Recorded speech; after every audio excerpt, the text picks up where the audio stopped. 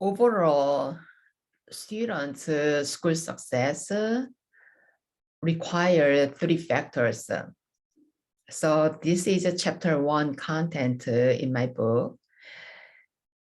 These three school participants are teacher and child and parents.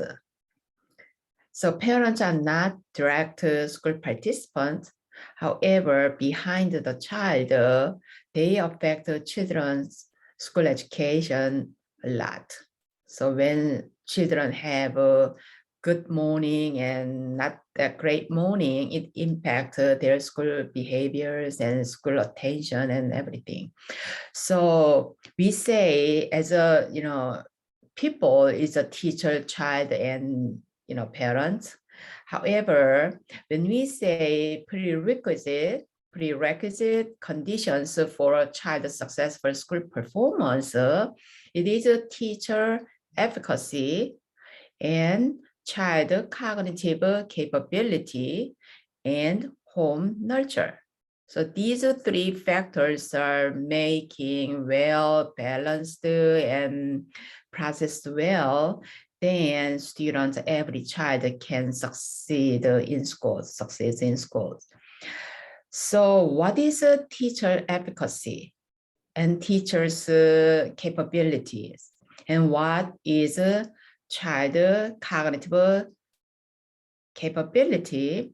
And then what is a home environment and home nurture and parenting styles? These are the ones in the whole, content of my chapter 1. So teacher efficacy is a simple 4 things. First is a good teaching communication. So teaching communication is a teacher's teaching skills of academics, right? And then academic teaching efficacy. So good teaching communication, good, academic teaching skills, and then empathetic mind in children's struggles, desperation, and desire, right? They're proactively reading child minds.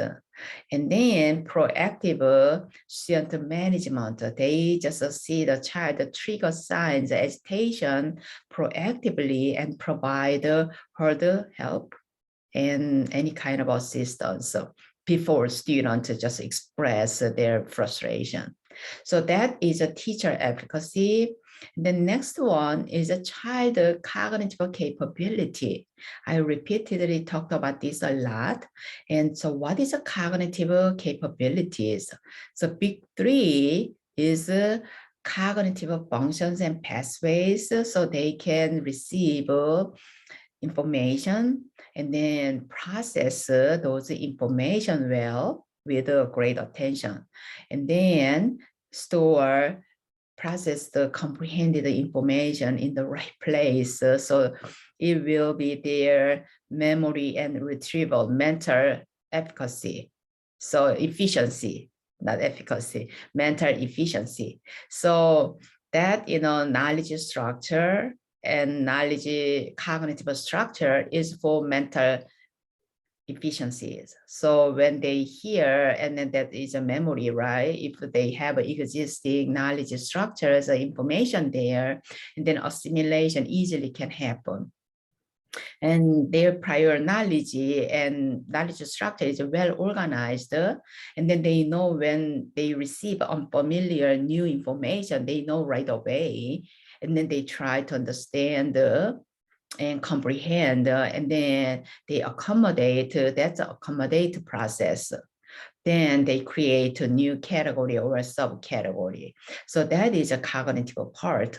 And then their cognitive maturity is important because cognitive maturity is about all school behaviors and classroom behaviors, how they handle themselves. So when they are frustrated, they struggle, instead of showing emotional outburst, they have a self-regulation, self-control, right? And then just, inhibitory control and delay gratification.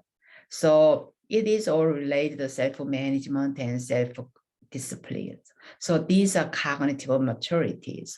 And then third one is a social emotional cognition. So they have a social senses. So that is a part of their behaviors as well, even though they got frustrated and very difficult.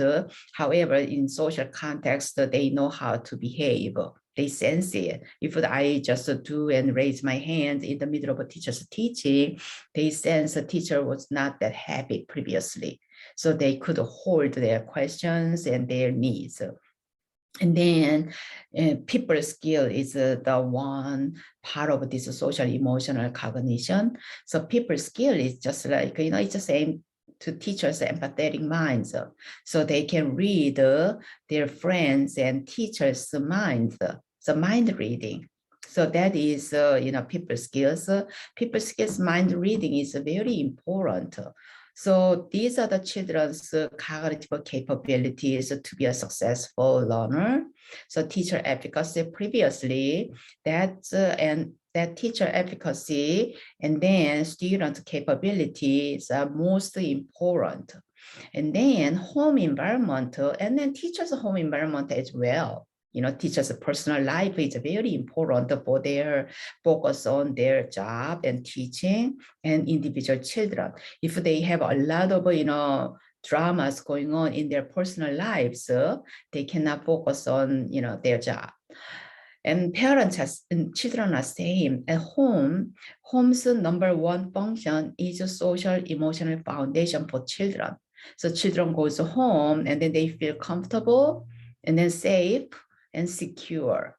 So when they stay with their parents, they feel comfortable, secure, and safe. That is a number one for home, functions, parents' functions.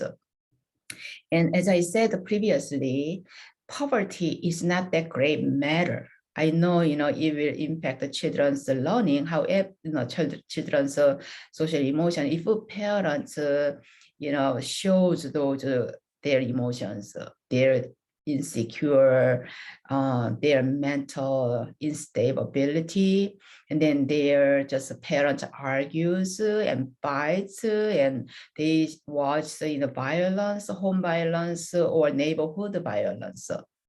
These are the great part impacting children's social emotional safety and feeling, especially their emotional safety. And then we have parenting styles. I proposed the 5 parenting styles. So these are the most ideal parenting styles. Of course, parents have their cognitive foundation. So there's own social emotional safety, security, and then their own mind reading and parent quality. It's like a teacher efficacy, and we have a parent efficacy as well as a nurture providers. So those matured parents can raise their children more reasonable ways. Then we have a very child-oriented parents, and then we have a protective parents, we have a permissive parents, and then we have an inconsistent parents.